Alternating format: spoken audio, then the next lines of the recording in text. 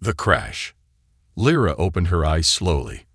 Her head was pounding, and her body felt heavy, like she had been crushed under a mountain. She blinked, trying to understand where she was. The small space around her was dark, cramped, and filled with flickering lights. The air smelled like burned metal and chemicals. Then it hit her, the ship, the explosion, the escape pod. She was alive, but barely. Lyra touched her forehead and winced. Her fingers came back sticky with purple blood. Her heart raced as she tried to remember what had happened. The Zilari transport ship she had been traveling on was attacked by an unknown enemy. The alarms had blared. The hull had been breached, and she had no choice but to escape in a pod. She had thought others might make it out too, but now, as silence surrounded her, she wasn't so sure. The pod's control panel sparked, jolting her back to the present. She glanced around. The pod was tilted, one side buried in the planet's rocky surface. The screen on the panel flashed warnings. HFY and LEVL's low and communication systems damaged. Her stomach twisted with fear. She was stranded. "Stay calm," she whispered to herself, her voice trembling. Her clawed fingers hovered over the control panel, trying to check the pod's status. The planet outside was harsh and unwelcoming. Through the small, cracked window, she could see endless gray rocks and thick clouds of toxic gas swirling in the wind. The temperature gauge blinked red, warning her that the outside was freezing. Her survival instincts kicked in. Lyra needed to activate the emergency beacon. If anyone was nearby, anyone at all, they would hear her signal and come to help. She pressed a few buttons, but the beacon wouldn't start. "Come on," she muttered, slamming her hand against the panel. After several tries, the light on the beacon flickered weakly, then steadied. A faint hum filled the pod as the beacon began transmitting. Relief washed over her, but it didn't last long. Outside, something moved. Lyra froze, her sharp eyes darting to the window. Was it the wind? No, it was more than that. A shadow, quick and silent, darted past the pod. Her breathing grew shallow. She strained to listen. At first, there was only the sound of the wind howling against the pod's walls. But then she heard it, a faint metallic scraping, like claws dragging against metal. It was close. Her heart pounded in her chest as she scanned the dark corners of the pod, half expecting something to burst through at any moment. "Focus," she whispered, trying to steady her shaking hands. She needed to check the pod's other systems. Maybe the scanners could tell her what was out there. The screen buzzed with static as she tapped into the pod's external sensors. For a moment, nothing appeared. Then, a single red dot blinked on the screen. It was moving, circling the pod. Her chest tightened. Whatever it was, it wasn't friendly. Lyra grabbed the emergency kit under her seat and rummaged through it.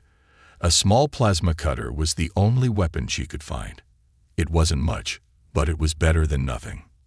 The scraping outside grew louder, closer. Her mind raced with possibilities.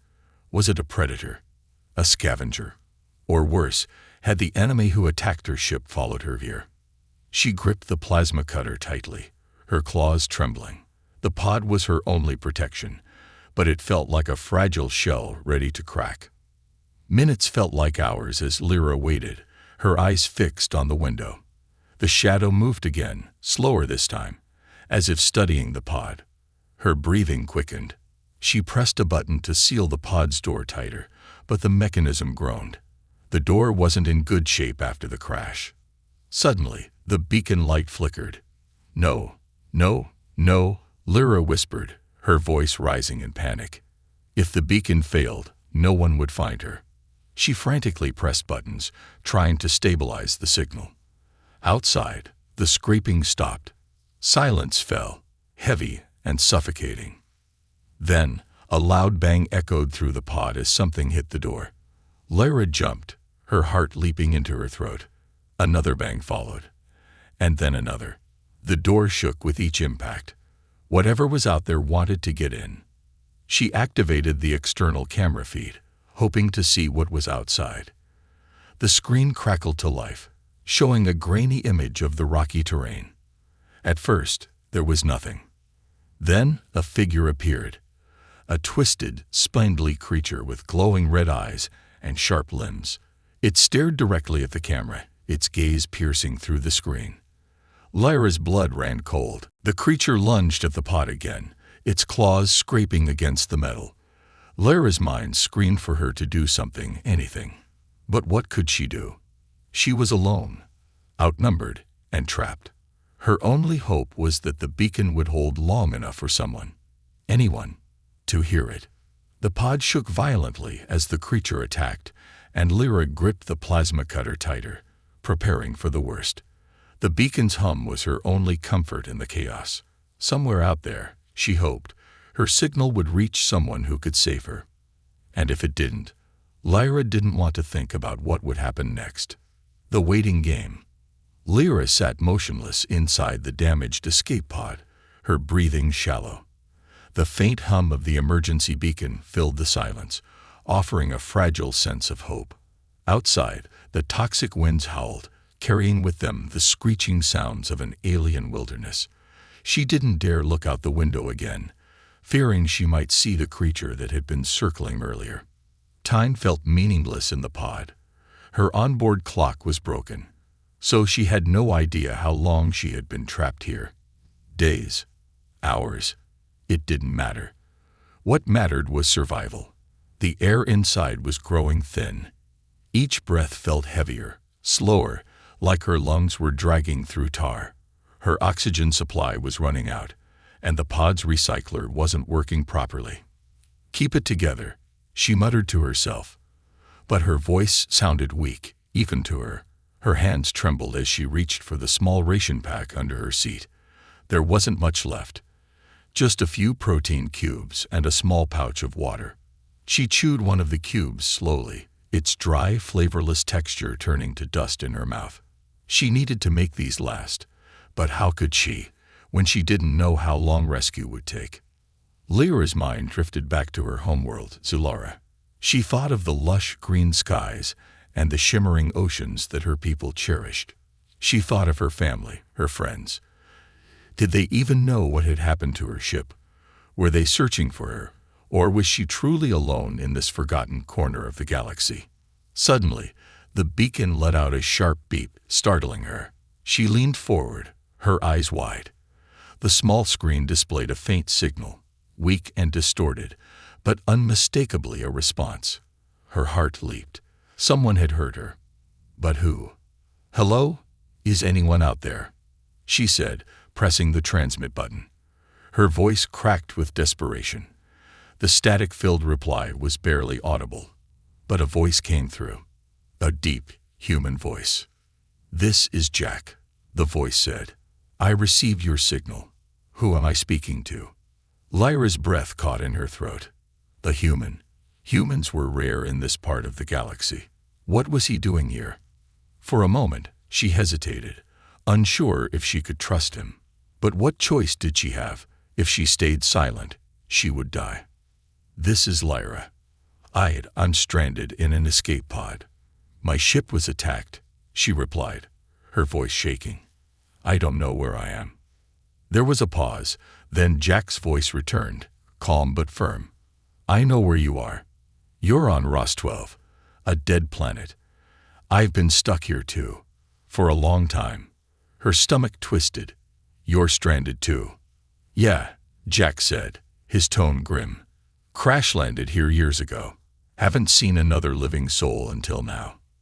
Lyra's hope flickered like a candle in a storm. If Jack had been here for years, did that mean there was no way off this planet? But before she could dwell on the thought, Jack's voice cut through her panic. "Your beacon's signal is weak," he said. "The creatures on this planet are drawn to it. You need to shut it down." Lyra's blood ran cold. The creatures. She had seen one earlier, its glowing red eyes and twisted limbs burned into her memory. "If I shut it down, how will anyone find me?" she asked. Jack sighed. "If you don't, they'll tear your pod apart before help ever comes." Lyra stared at the beacon's glowing light, Could she really turn it off? It was her only connection to the outside world, her only hope. But Jack's warning echoed in her mind. The creatures were already out there, waiting. She bit her lip, torn between fear and survival. "Can you come here?" she asked finally. "Can you help me?" Jack hesitated. "It's not that simple. The terrain is rough, and the creatures are everywhere. But I'll try. Keep your signal low, just enough for me to track." "Thank you," Lyra said, her voice barely above a whisper. She adjusted the beacon's settings, lowering its output. The pod grew quieter, the hum fading to a faint vibration. Outside, the screeching sounds seemed to fade too, as if the creatures had lost interest. For now. "Lyra," Jack's voice came through again. "Stay alert. This planet. It's not like any place you've been before. The creatures here aren't just dangerous. They're smart. They'll test you. They'll wait until you make a mistake." His words sent a chill down her spine. "How do you know all this?" "I've been here long enough to learn," he said simply, "and long enough to know that staying alive takes more than luck." The connection crackled, and his voice grew faint. "I'll contact you again when I'm closer. Don't do anything reckless." The radio went silent, leaving Lyra alone with her thoughts. She leaned back in her seat, gripping the plasma cutter in her lap. Jack's voice had given her a sliver of hope, but it had also filled her with unease. Who was he, really? And why was he still here after all this time? As she sat in the dimly lit pod, the silence became oppressive. Every creak of the metal, every gust of wind outside felt like a threat. Her mind raced with questions. Could she really trust Jack? And even if he did find her, how would they survive this cursed planet together? The emergency lights flickered, casting strange shadows across the pod's interior. Lyra closed her eyes, willing herself to stay calm. For now, all she could do was wait, and hope that Jack was who he claimed to be. Outside, in the darkness of Ros-12, something moved again. This time, it wasn't just one shadow. There were many. The arrival of the human. The silence in the pod was heavy, broken only by the faint hum of the emergency systems. Lyra sat motionless, clutching the plasma cutter like it was her lifeline. Every creak of the pod's frame and every gust of wind outside set her nerves on edge. Jack's promise to come for her lingered in her mind, a thread of hope in an otherwise hopeless situation. She glanced at the cracked window. The toxic clouds outside swirled violently, and every now and then, shadows moved in the distance. The creatures were still out there, watching, waiting. Lyra tightened her grip on the cutter. If Jack didn't arrive soon, she wouldn't survive the night. A sudden beep from her radio jolted her upright. The static-filled voice of Jack came through. "Lyra, I'm about 1 kilometer out," he said. "I see your pod's location. Are you holding up?" Barely, she thought, but she forced her voice to stay steady. "I'm fine. Just hurry." "Listen to me carefully," Jack said. His tone was calm but firm, a stark contrast to her rising panic. "The area around your pod is dangerous. The creatures are territorial, and they don't like visitors. If they see me coming, they'll swarm." "What do you mean, swarm?" she asked, her stomach twisting. "You'll see," Jack replied cryptically. "I've got something that should keep them at bay, but it won't last long. Be ready to move when I get there."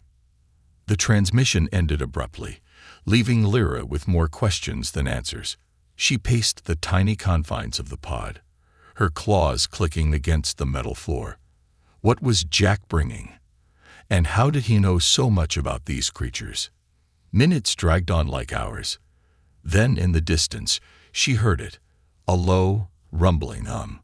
Lyra pressed her face to the cracked window and squinted. At first, there was nothing but the swirling gray haze, but then she saw it. A strange, makeshift vehicle barreling over the rocky terrain, kicking up clouds of dust. It was rough and patchwork, clearly built from salvaged parts. At the front was a mounted spotlight, cutting through the gloom like a blade. And then she saw the creatures. They came from the shadows, moving like a tide of twisted limbs and glowing red eyes. Dozens of them, maybe more. Their grotesque forms skittered over the rocks, chasing the vehicle with terrifying speed. Jack's spotlight swung toward them, and they hissed and recoiled, but only briefly. They were relentless. Lyra's breath caught. How could Jack possibly fight them all? The vehicle roared closer, weaving between jagged rocks and dodging the snapping claws of the creatures. Lyra's radio crackled to life again. "Lyra, open the pod door. I'll be there in 30 seconds." She hesitated, her mind racing. The creatures were right behind him. If she opened the door, she'd be letting them in too. But if she didn't, Jack wouldn't make it. Her claws flew over the control panel, overriding the damaged door's mechanism. It groaned in protest, but finally began to slide open. Cold, toxic air rushed into the pod, stinging her lungs. She coughed and pulled her rebreather over her face. The vehicle screeched to a halt just meters away from the pod, its spotlight blinding her. Jack jumped out, his silhouette outlined by the harsh light. He wore a battered suit of armor, cobbled together from different pieces of tech, and carried a long, crackling weapon that hummed with energy. "Get out here now," he shouted, his voice cutting through the chaos. Lyra hesitated for only a moment before grabbing the emergency pack and plasma cutter. She stumbled out of the pod, her legs weak from days of confinement. The air was freezing, and the wind howled like a living thing. Jack grabbed her arm and pulled her toward the vehicle. "They're coming," he yelled, firing his weapon.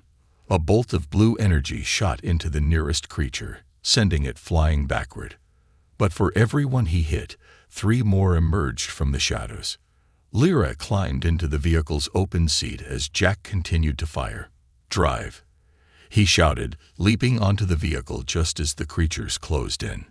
She slammed her hand onto the control stick, and the vehicle roared to life. It lurched forward, bouncing over the uneven terrain.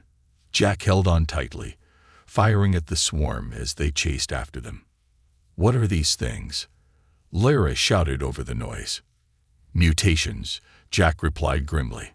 "This planet's atmosphere messes with biology. They were probably animals, or people, once." The thought made Lyra's stomach churn. She focused on driving, navigating through the treacherous landscape as the creatures closed in. Jack reached into a compartment and pulled out a small device. "Hold steady," he said, tossing the device behind them. It exploded in a burst of light and sound, and the creatures screamed, scattering in all directions. For the first time, the vehicle pulled ahead, leaving the swarm behind. Lyra's hands shook as she gripped the controls. "Is that it? Are they gone?" "For now," Jack said, climbing into the seat beside her. "But they'll be back. They always come back." She glanced at him, taking in his rugged appearance. His face was lined with years of hardship, and his eyes were sharp, calculating. This was a man who had survived against impossible odds. But as relieved as she was to see him, questions burned in her mind. "Why are you here?" she asked. "Why didn't you leave this planet?" Jack's expression darkened. "I didn't have a choice. And now, neither do you. Not until we figure out how to fix that." "Fix what?" He gestured to the horizon, where the toxic clouds churned like a storm. "Everything." As the vehicle sped into the distance, the creatures regrouped, their glowing eyes watching from the shadows. Lyra's relief was short-lived. She had escaped the pod, but she was far from safe. And Jack's secrets, she suspected, were just as dangerous as the planet itself. The rescue mission. Lyra clung to the seat as the vehicle jolted over the rocky terrain, its wheels kicking up dust and loose gravel. Jack's makeshift transport was noisy and crude, a patchwork of salvaged parts held together by sheer determination and ingenuity. The toxic winds howled outside, battering the exposed framework of the vehicle, but it held firm. The hum of the engine was loud, yet it couldn't mask the unsettling sound of distant screeches. "They're regrouping," Jack muttered, his voice grim. He glanced at a small monitor on the dashboard. It displayed a radar-like screen, the dots representing the creatures growing more numerous with each passing second. "We're not out of this yet." Lyra tightened her grip on the plasma cutter, the only weapon she had. "How do you deal with them?" "There are so many." Jack didn't look at her. His hands were steady on the controls, guiding the vehicle with practiced ease. "You don't deal with them. You stay ahead of them. That's the only way to survive." Ahead, the terrain grew rougher. Jagged cliffs loomed in the distance, their dark outlines blurred by the swirling toxic mists. The vehicle bounced violently as it hit a series of uneven rocks, and Lyra's heart leaped into her throat. She shot Jack a nervous glance.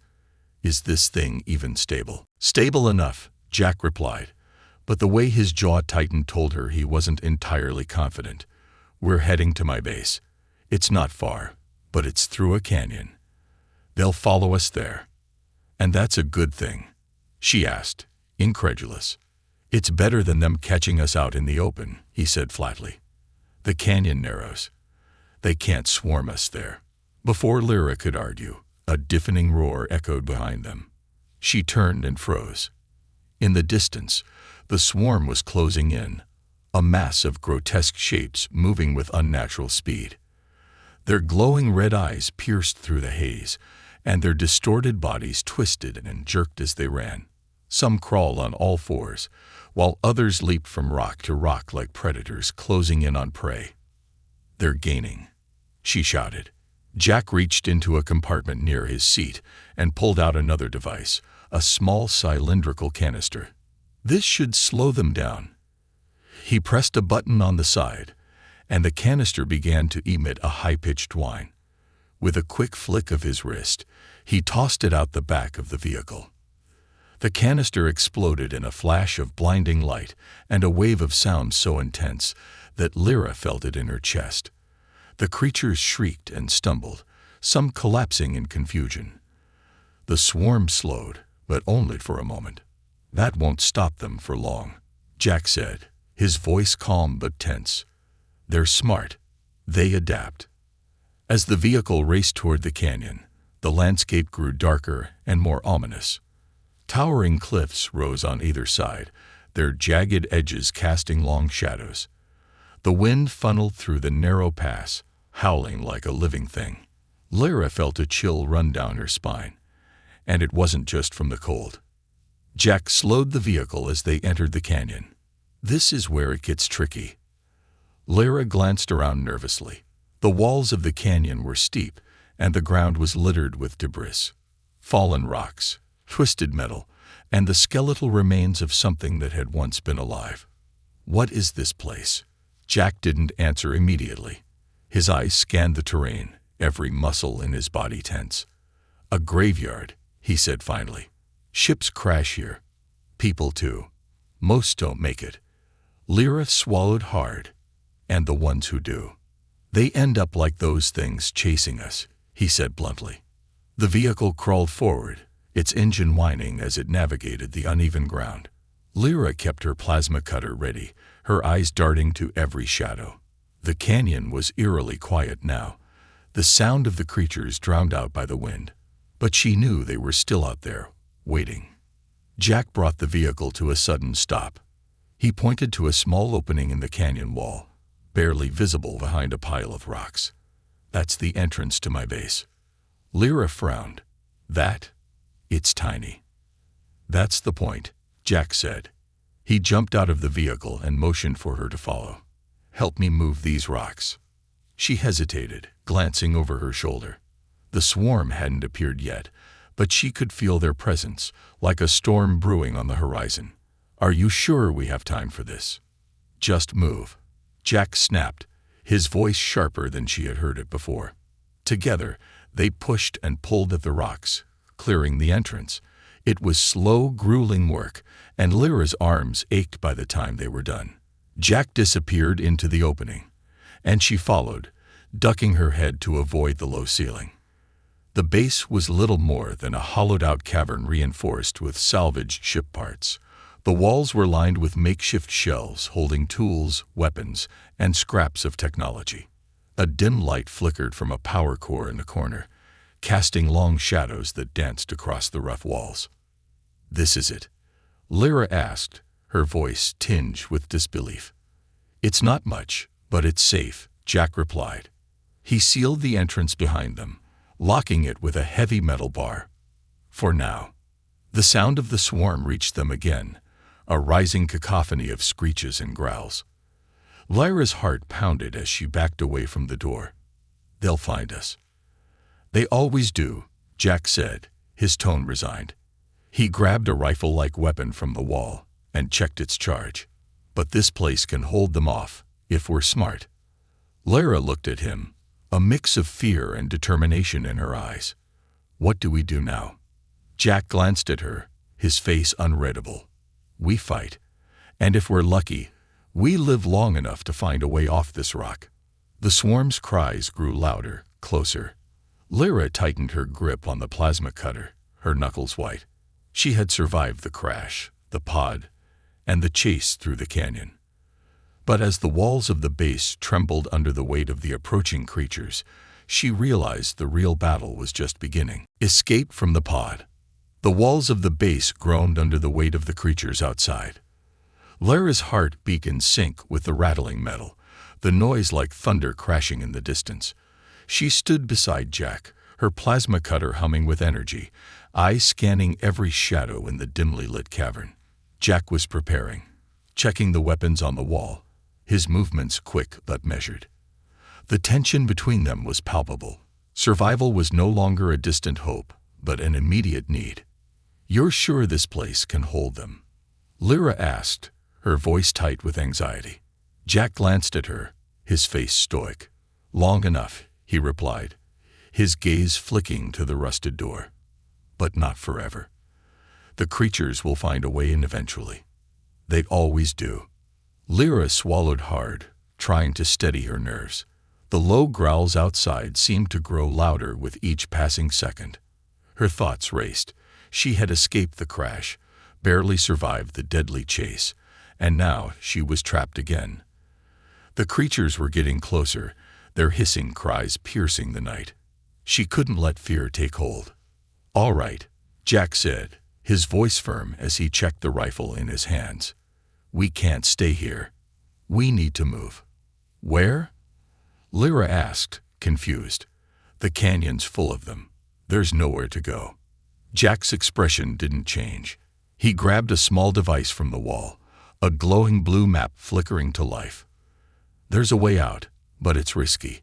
I've mapped out a route to an old supply depot. It's on the other side of the canyon." Lyra's stomach churned.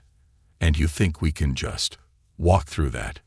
Jack's eyes met hers, hard and determined. "We don't have a choice. If we stay here, we die." Lyra stared at him for a moment, feeling the weight of his words. He was right, of course. The creatures wouldn't stop until they found them. There was no safe place, no sanctuary, only the desperate need to escape, to survive. "We're going to need cover," she said, her voice steadying. She wasn't sure how they were going to make it through the canyon, but if Jack believed they had a chance, she wasn't going to argue. "What about weapons?" Jack pulled a second plasma cutter from a shelf and handed it to her. "We'll need to move quickly, but if they catch up, we'll have to fight." Lyra took the cutter, feeling its weight in her hands. It was simple, but effective. She checked the charge, her mind already running through the worst-case scenarios. They had to stay ahead of the creatures, no matter what. "All right," she said, exhaling slowly. "Let's do this." The door to the base creaked open as Jack pressed a button. The wind outside hit them like a wall, and Lyra pulled her rebreather over her face. The atmosphere was toxic, a constant reminder that the planet itself was an enemy. But the creatures, they were the immediate threat, the immediate danger. Jack led the way, stepping out into the open, his rifle at the ready. Lyra followed closely behind, her senses alert, every nerve on edge. They moved swiftly, using the jagged rocks for cover. The sounds of the creatures were closer now, almost deafening. It was only a matter of time before they were upon them. They made their way deeper into the canyon, weaving through narrow passages and scrambling over debris. Jack's pace was steady, but Lyra felt the pressure mounting. The creatures could be anywhere, and she had no idea how they would escape once they reached the supply depot. Suddenly, Jack stopped in his tracks, his head turning sharply toward a distant screech. "They're closer than I thought," he muttered. Lyra froze, her eyes darting around. She saw nothing at first, then movement, dark shapes slipping between the rocks, shadows that seemed to melt into the environment. The creatures were hunting them. Without warning, Jack raised his rifle and fired a shot. The blast lit up the dark canyon, momentarily blinding Lyra. A creature screamed, its body flung back by the force of the shot, but it didn't fall. Instead, it scrambled to its feet, its glowing red eyes locked on them. And then it charged. "Run!" Jack yelled. Lyra didn't need to be told twice. She turned and sprinted, her heart pounding in her chest. The sound of claws scraping against stone echoed in the canyon as the creature gave chase. She heard more growls, then the frantic skittering of other creatures closing in. She didn't dare look back. The canyon narrowed, forcing them into a more confined space. Jack pushed forward, his pace never faltering. Lyra followed, her breath coming in sharp, ragged gasps. The tunnel ahead was dark, but the faint light from Jack's rifle guided them. The ground beneath them shifted, the rocks treacherous and unstable. Lyra stumbled but caught herself just in time. The creature was gaining, its claws scraping the stone as it accelerated. A high-pitched screech pierced the air as another one appeared from the shadows, its twisted form darting toward them. "Keep moving," Jack shouted. "We're almost there." Lyra didn't dare stop to ask how he could be sure. The creatures were closing in fast. She could hear their claws clicking against the rocky floor, their shrill cries echoing through the canyon. But Jack was right. They were almost there. The entrance to the supply depot loomed ahead, a rusted, metal door barely visible against the rock face. Jack reached it first, slamming his shoulder into the door to pry it open. The door protested, groaning as it slid aside. "Get inside," Jack ordered. Lyra bolted through the door just as the first creature reached them. The door slammed shut behind her, and she heard the creatures slam into the metal, their growls and hisses muffled by the thick walls. They were inside, but for how long?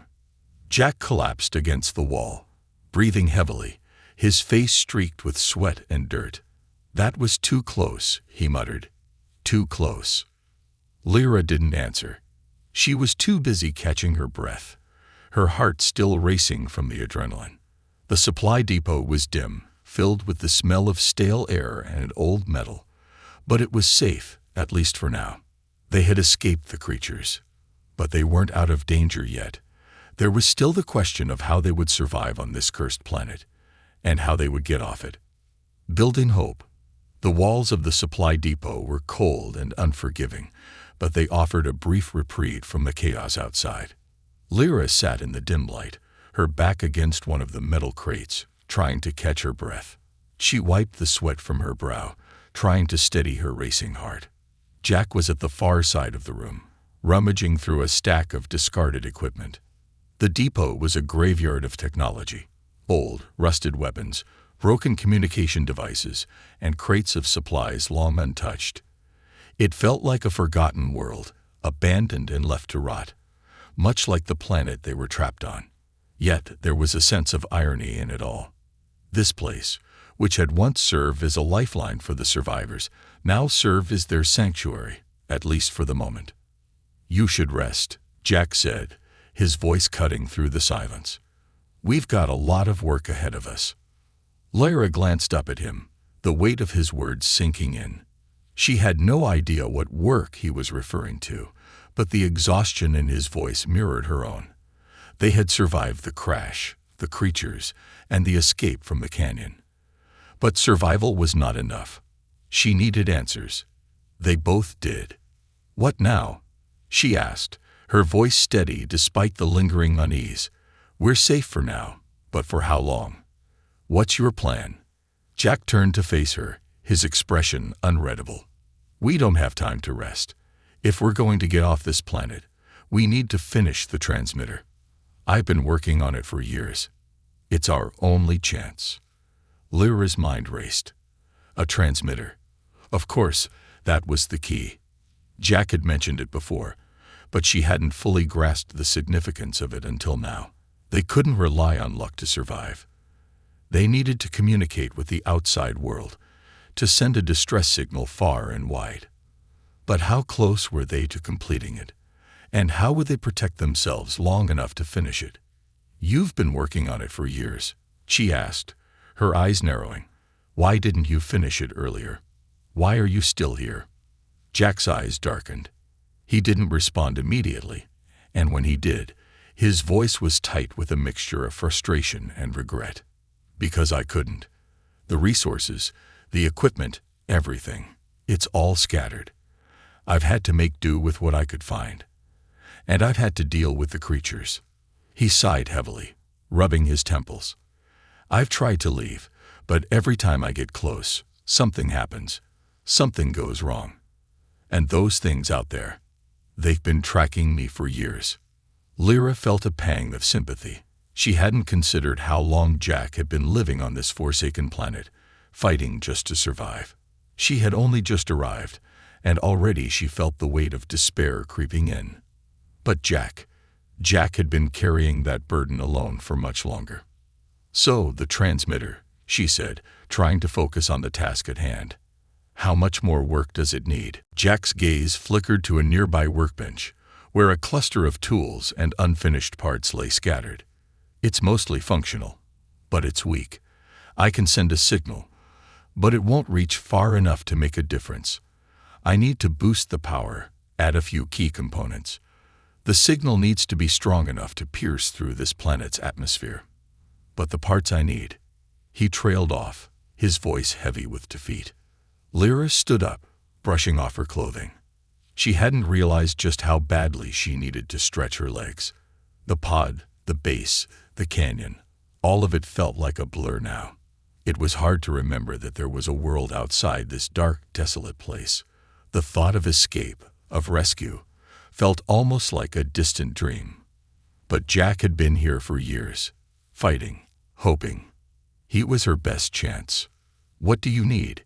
she asked, determined to help. "Tell me what to do. I've had enough of waiting." Jack looked at her, his expression softening slightly. He seemed taken aback by her resolve, but only for a moment. "I need an amplifier," he said, his voice steadying. "It's a power boost, something strong enough to push the signal further. The kind of thing that's in a wrecked satellite. I've been trying to find one, but the wrecks are too far. The creatures are always in the way." Lyra's mind began to work through the possibilities. She had to get back out there, face the dangers, and retrieve the amplifier. But there was no question in her mind. It was the only option. The transmitter wasn't going to fix itself, and if she stayed here, they would both die alone. "I can go," she said, before Jack could protest. "I'll find the amplifier. You stay here and work on the transmitter. I'll be quick." Jack's eyes widened. "Are you insane? You don't know what's out there. It's suicide to go alone." "I know," Lyra said quietly, meeting his gaze. "But I have no choice. Neither of us does." She saw the hesitation in Jack's eyes. For a moment, it looked like he might argue, but then he nodded. "Fine, but you're not going alone. I'll go with you." Lyra shook her head.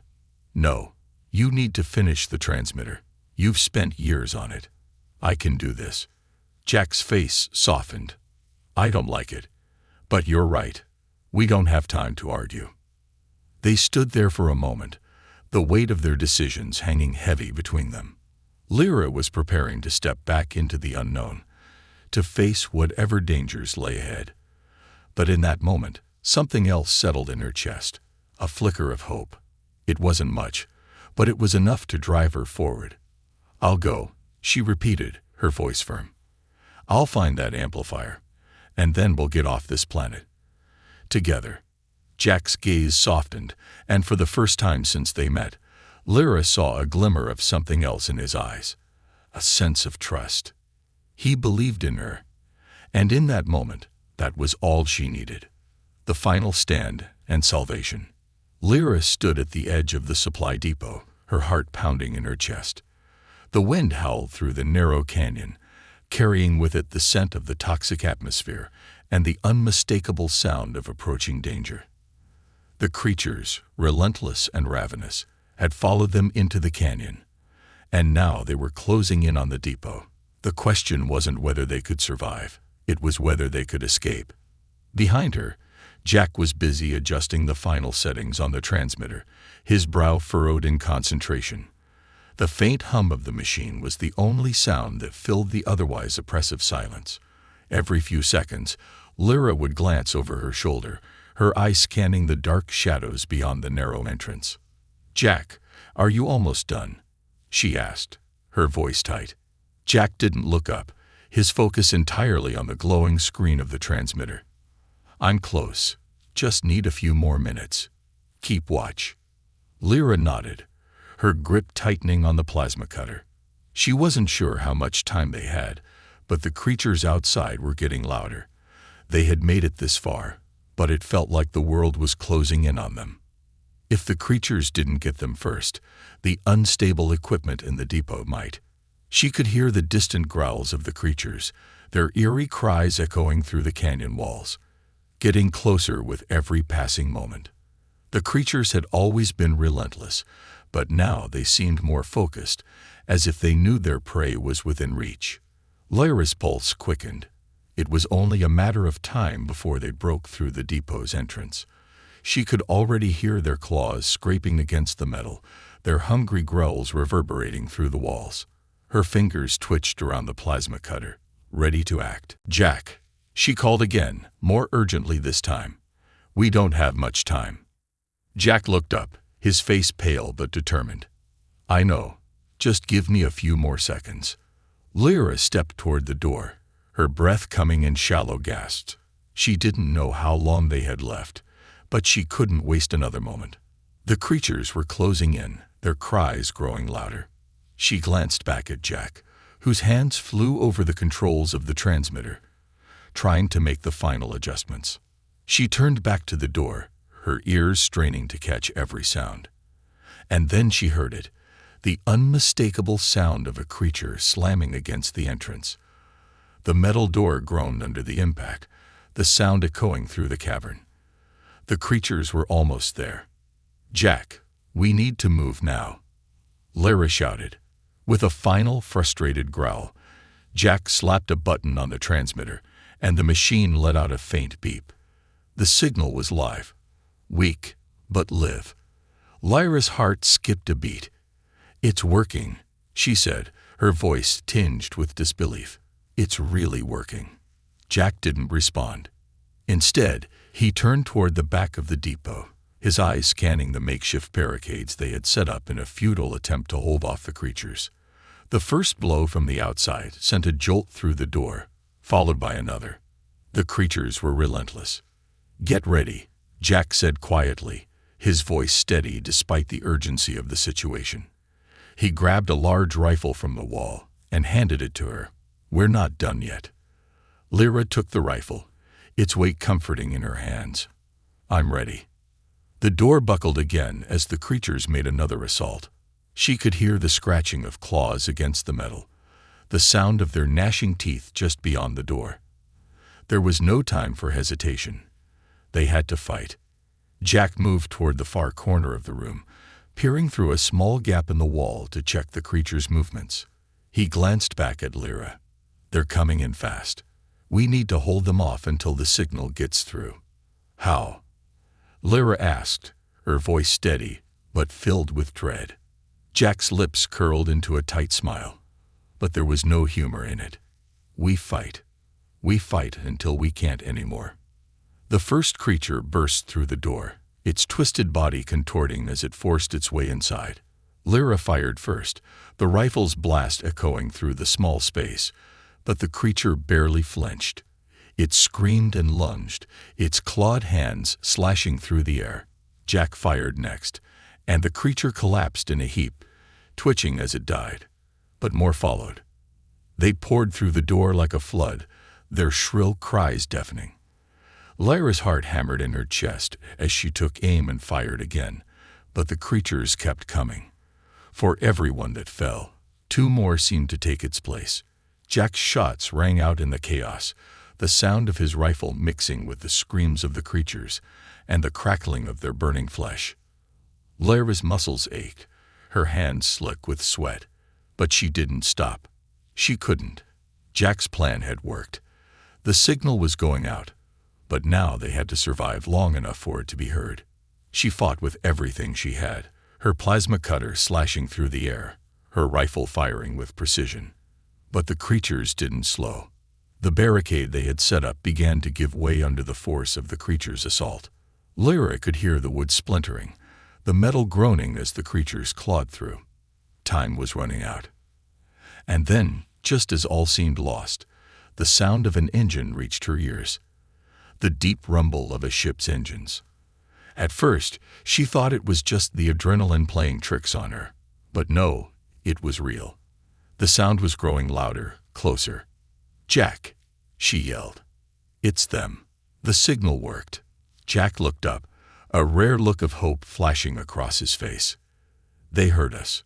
A massive ship appeared in the sky, its silhouette cutting through the toxic clouds, and it landed just outside the depot, sending a shockwave through the ground. The creatures shrieked, confused by the sudden arrival of a new threat. The ship's landing ramp descended with a hiss, and armed soldiers in protective suits poured out. "Move," one of the soldiers shouted. "Get to the ship now." Lyra and Jack didn't hesitate.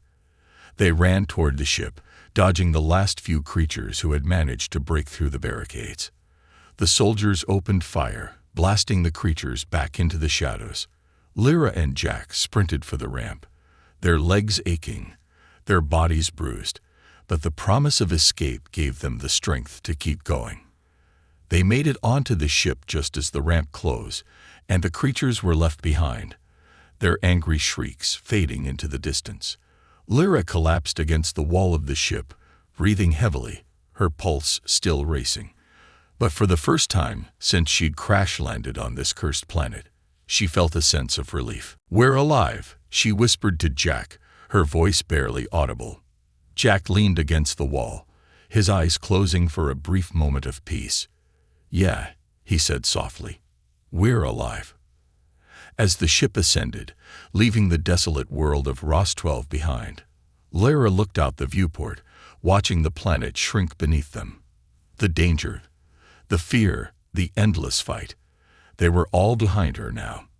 But one thing was certain: whatever came next, she wasn't alone anymore. And that, she thought, was enough to start a new chapter.